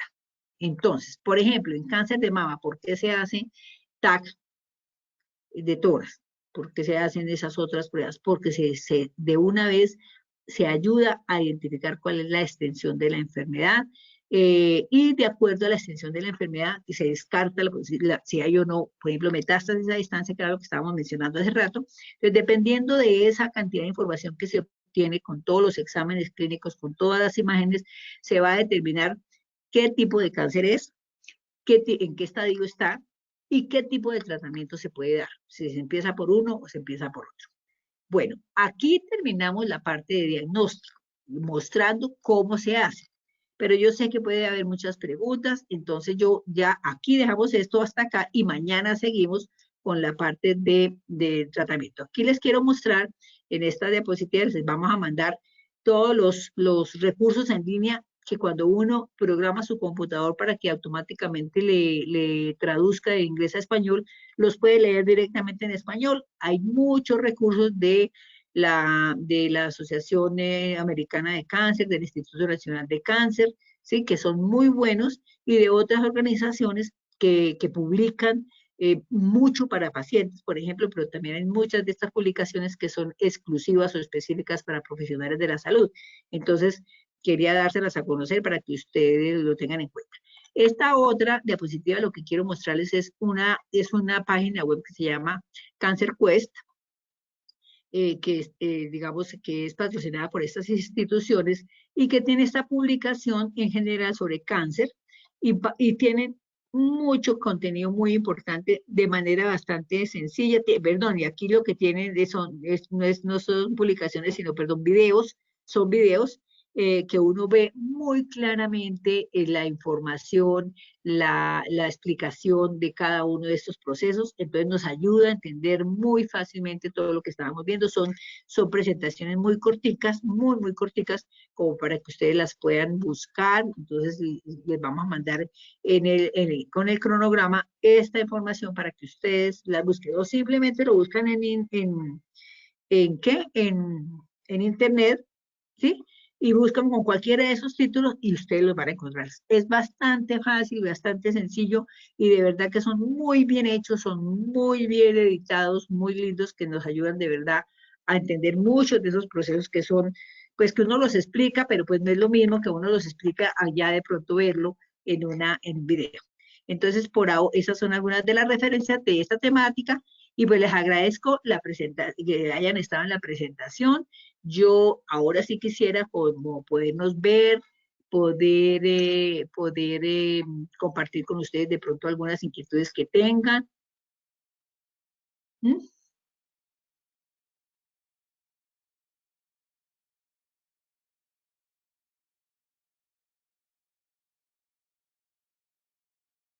Bueno, la persona que quiera intervenir puede dar clic en el icono de la mano para darle la palabra.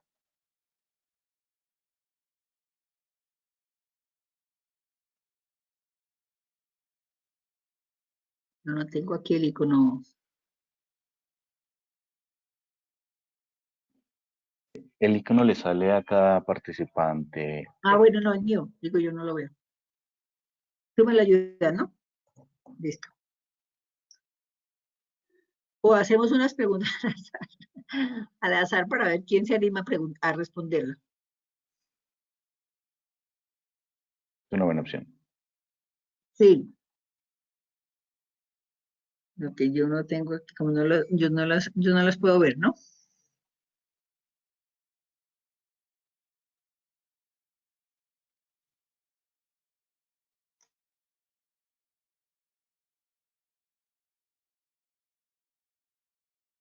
Hacemos. Bueno, nadie se anima a preguntar, quedó todo muy bien, me siento abrumada si nadie tiene preguntas, si no tienen preguntas sobre el contenido, alguna inquietud, alguna reacción a la presentación.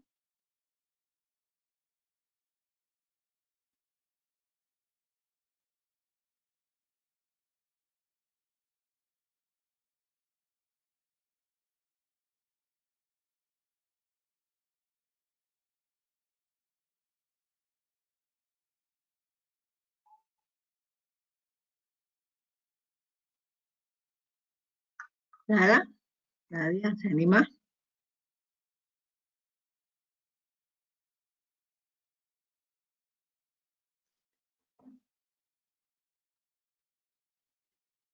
Me gustaría que de pronto alguno nos comentara si tiene alguna inquietud sobre qué es el cáncer, si alguna persona nos quisiera comentar qué entendió o o si le sirvió esa información sobre qué es el cáncer o cómo lo explicaría en sus propias palabras.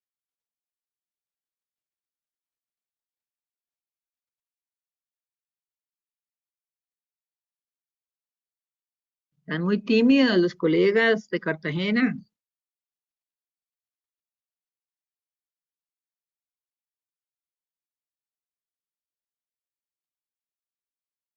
Bueno, no sé, dejamos así.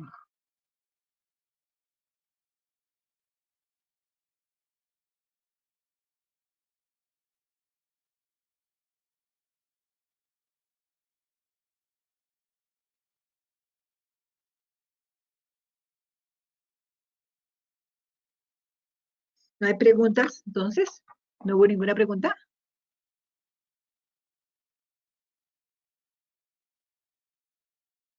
Nada,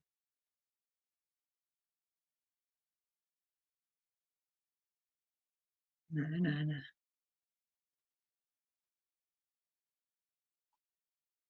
Bueno, entonces yo creo que les damos por terminada la sesión porque nadie preguntó. Mañana sí les vamos a presentar unas preguntitas al final para que respondan. Y entonces los esperamos mañana a las 4 de la tarde con la segunda parte de este tema, que vamos a hablar de tratamientos de cáncer, porque yo si quisieran, yo puedo seguir presentando, pero como yo creo que de pronto están cansaditos por ser hoy la primera sesión, entonces dejamos así. Les agradecemos mucho su participación. Esperamos que esta información de verdad les sea de utilidad, que les guste, que la puedan aprovechar. Y de verdad que me gustaría mucho que si hay preguntas, entonces para mañana las presenten si quieren, nos manden por... Sí, sí, ingeniero, ¿hay algo?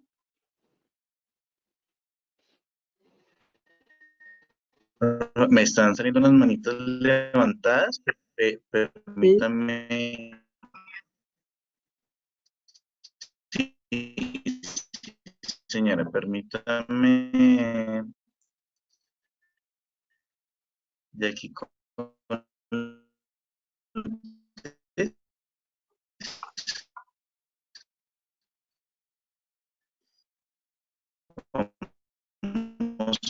la palabra a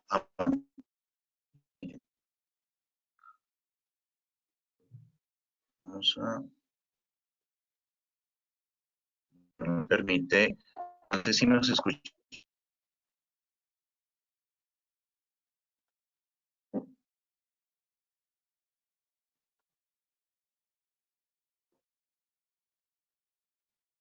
No, no te estamos. Vemos que tienes la mano levantada, pero no te estamos escuchando.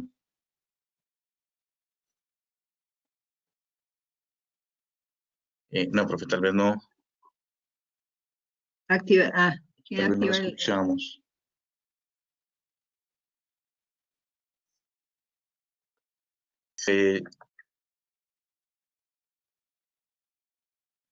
Felicia, ¿podrías activar tu micrófono? Felicia Mejía Campo también nos está levantando la manita.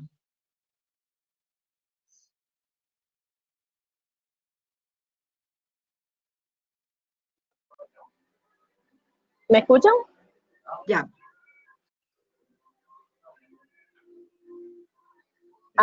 Aló.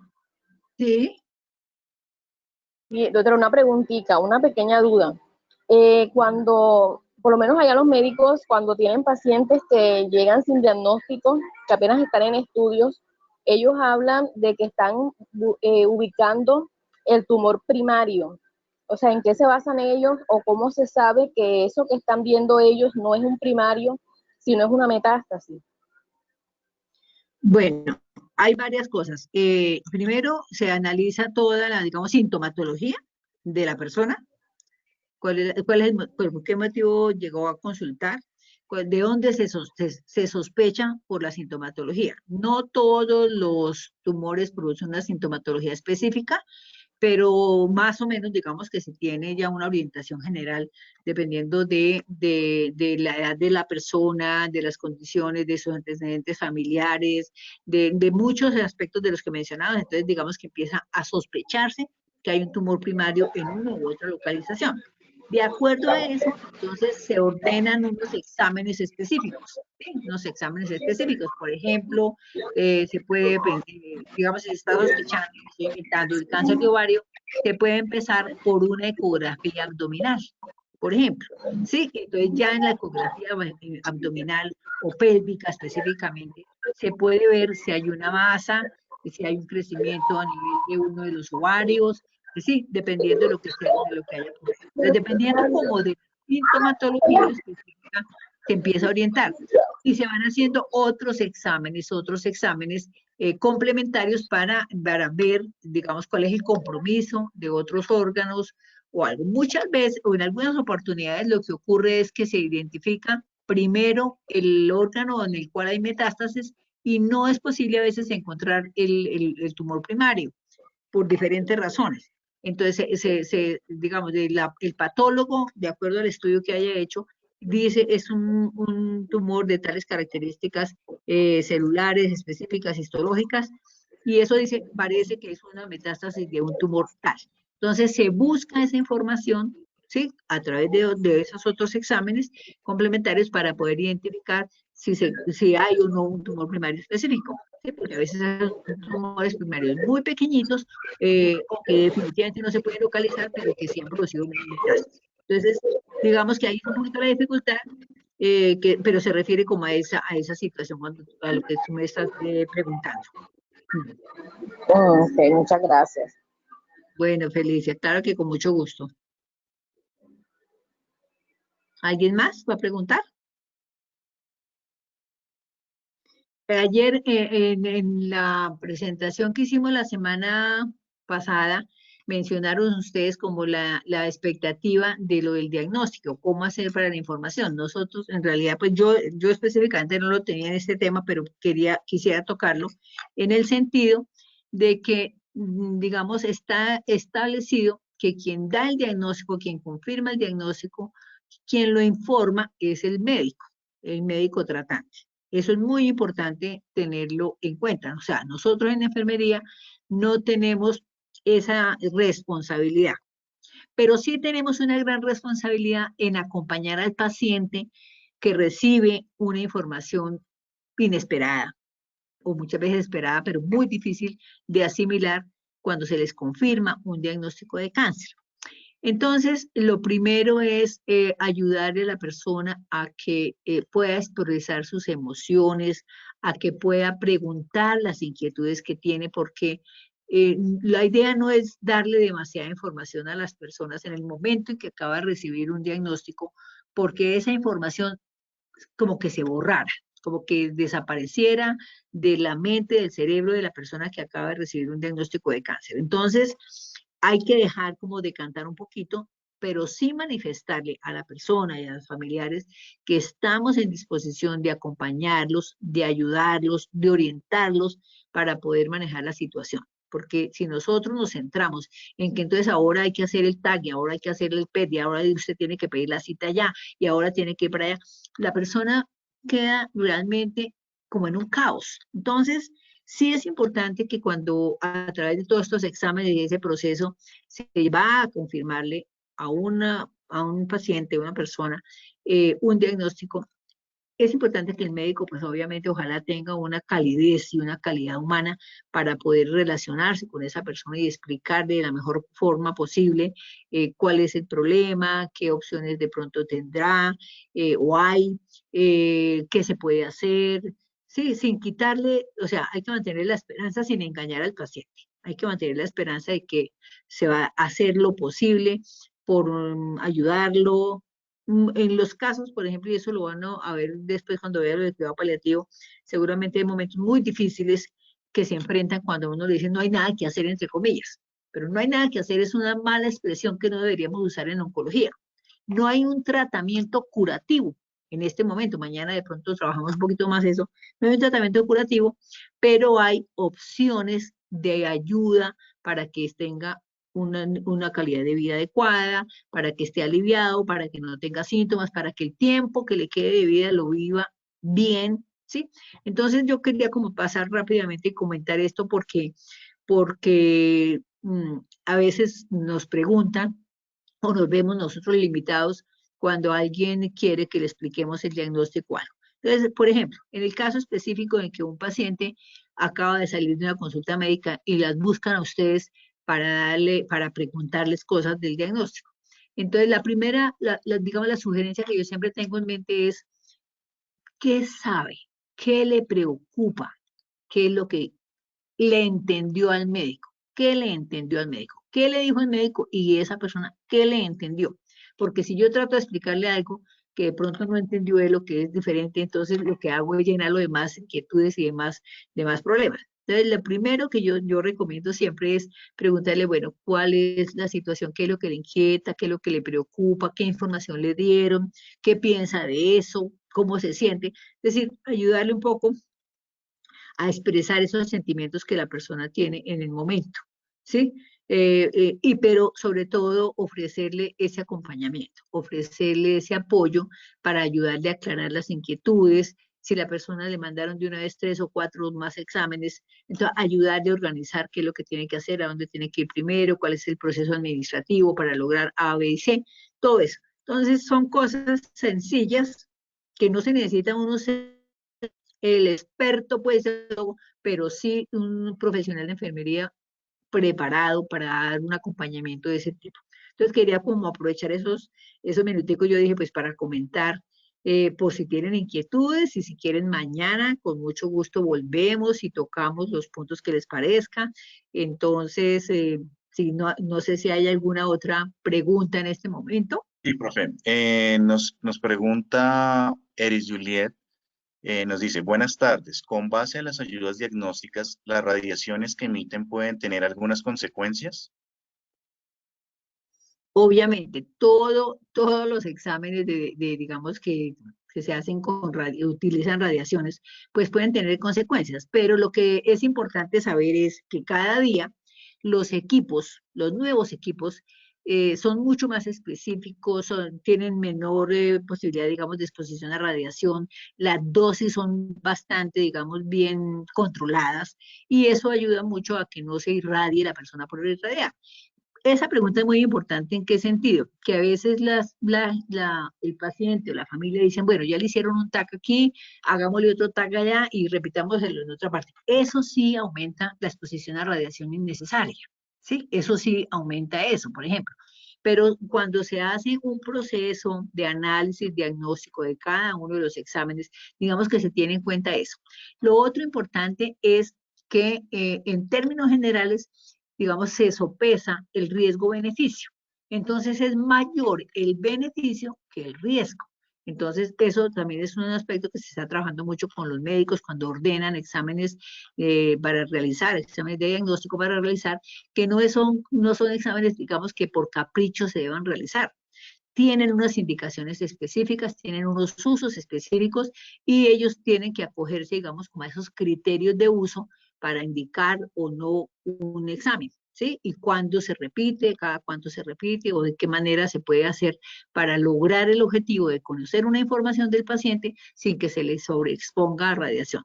Toda radiación tiene obviamente un efecto, pero la mayoría, digamos, de estos exámenes con estos equipos modernos están cada día con una mayor tendencia a reducir esa, digamos, es la cantidad de radiación. Eso es muy importante también tener en cuenta. Los equipos antiguos posiblemente tengan más problema con esta situación, pero ya los equipos que están saliendo día a día tienen un poquito más de control como con esa parte. Tenemos también una pregunta de Diana Mata. Nos pregunta, después de realizar una biopsia, ¿qué determina la inmunohistoquímica? Pues lo que va a mostrar es una respuesta, la respuesta inmunológica. Entonces nos va a decir, mire, este tumor se comporta de esta manera, tiene estas características y esa información específica, digamos, la analiza el oncólogo para determinar el tipo de tumor, cómo se está comportando, ¿sí?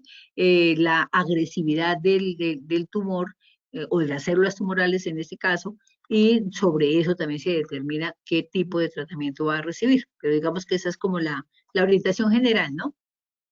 Sí. No sé si hay alguna otra cosa más. Bueno, aquí ya no tenemos más preguntas ni manitas levantadas. Entonces, no sé si de pronto entonces ya con eso damos hoy por terminado. ¿Sí? Continuaríamos entonces en el de mañana. Mm, sí. Sí, de pronto, Diana fue la que preguntó, ¿cierto? Ahorita, sí, de todas maneras, digamos que hay diferentes marcadores que se utilizan en las células para identificar ese comportamiento químico de las células, que de pronto se me pasó, ¿sí?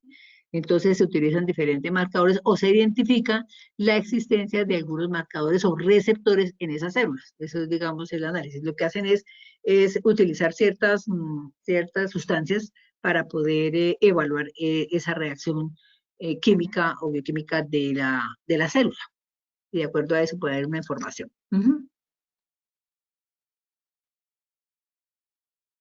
¿Qué más? ¿Te dejamos entonces así para mañana? Bueno, nos acaba de llegar una nueva ¿La pregunta? pregunta, Bueno, señora. bueno. Nos pregunta Noris Ruiz. ¿Existen casos en los cuales una biopsia no es específica y ordenan análisis de bloqueo de parafina y si resulta positividad? Tal vez No entendí la no la entendí bien. ¿Usted puede abrir su panel de preguntas? Yo me sabe dónde la tengo aquí, dónde estará. No sé dónde están las preguntas que yo no, aquí en este panel que tengo hoy no las veo como ayer. No las Bueno, yo veo. voy a tratar de repetirla. Disculpen, no hago Sí, parte del señor, equipo sí, de sí. médicos. Existen casos en los cuales una BX no es Sí, no veo. específica y ordenan análisis de bloques de parafina y si resulta Ah, actividad. bueno, yo a ver si entiendo primero la pregunta porque quedé como a medias, pero entonces digamos que los bloques de parafina es una metodología de ir haciendo los cortes muy delgados para ir haciendo hacer el análisis en el patólogo. Hace. Entonces, yo la verdad esa parte, ese procedimiento específico no lo conozco yo no lo conozco, no sabría en este momento explicarlo de cómo sería el uso del uno del otro, la verdad no sé. Lo que sí sé es que hay diferentes formas de hacer los análisis, digamos, celulares. Hay diferentes equipos de microscopía para poder identificar las células, pero hay procedimientos que de pronto se utilizan cuando no hay una claridad en el primer diagnóstico. Entonces, muchas veces digamos, se hace estudios de biopsia transoperatoria. Entonces, durante la cirugía, extirpan una parte de un tumor y lo que hacen es mandarla inmediatamente, o es una revisión que inmediatamente hace un patólogo de esa masa tumoral. Y eso también a veces ayuda a definir, por ejemplo, los bordes de compromiso de la masa tumoral. En fin, hay mucha forma, digamos, de utilizarlo, pero yo específicamente, no, primero no entendí bien la pregunta y segundo no sabría porque yo digamos, no, como Gracias. enfermera, no. Sí, señora. Cita. ¿Quiere comentar? Señora. Es Bueno. que pues, no escuché bien la pregunta. Muy buenas tardes. Los bloques de parafina normalmente, lo mismo que las placas, que son las que cuando se va a hacer el diagnóstico, lo que se hace son cortes muy finos de tejido y se colocan dentro de la parafina. ¿Cuál es la utilidad de eso? Sirven obviamente para esclarecer el diagnóstico y sirven también para que cuando hacen esos cortes tan finos de ese tejido, los dejan en esa cera, en la parafina. Sí. Entonces, cuando, por ejemplo, buscan hacer una segunda revisión de esos tejidos, piden los bloques y se los entregan, igual que las placas esas que cuando hacen también extendidos en las placas transparentes, para segunda lectura. Normalmente se utiliza es para eso, como para preservar ahí el tejido y después que sirvan para dar una segunda lectura y confirmar un diagnóstico. Es la utilidad de los bloques de parafina. No sé si fue la pregunta, es que no alcancé a escucharla. Sí, es que no la entendí yo bien, pero sí, creo que es eso, sí.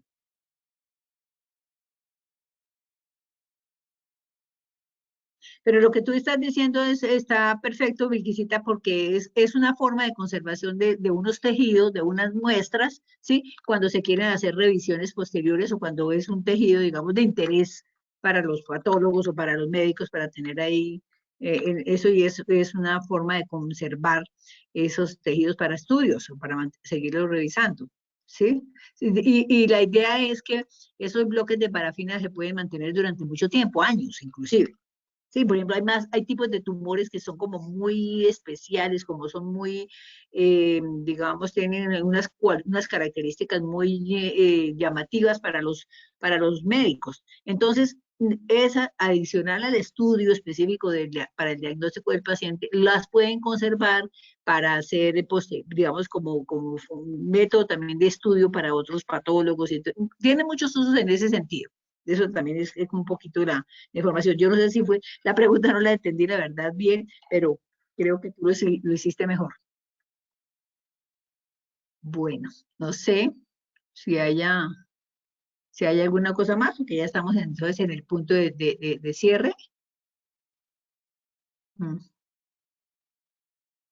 Bueno, si no hay más preguntas, pues yo creo que les agradecemos a todos la participación, las preguntas. Si de pronto quieren que revisemos alguna cosa de lo que vimos hoy, pues mañana miramos. ¿Y qué? Y los esperamos a las 4 de la tarde, ¿no?